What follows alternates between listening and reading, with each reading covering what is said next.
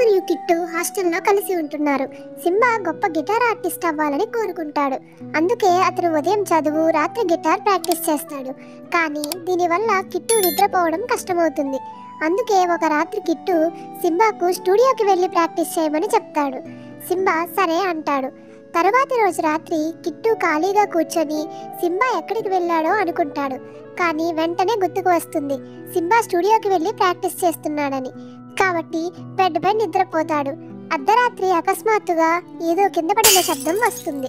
Kit ఆ శబ్దం ఏమిటో చూడటానికి బయలుదేరుతాడు. తిరిగి వచ్చి చూసేసరికి బెడ్ మీద ఎవరో దుప్పటి కప్పుకొని పడుకున్నారు. కిట్టు అది చూసి సింబా అనుకొని అతని పక్కనే పడుకుంటాడు. ఒక గంట తర్వాత సింబా గిటార్ వాయిస్తూ రూమ్లోకి వస్తాడు. కిట్టు ఆశ్చర్యపోతాడు. ఎందుకంటే సింబా ఇప్పుడే హాస్టల్కి వచ్చాడు. మరి బెడ్ మీద పడుకున్నది ఎవరు?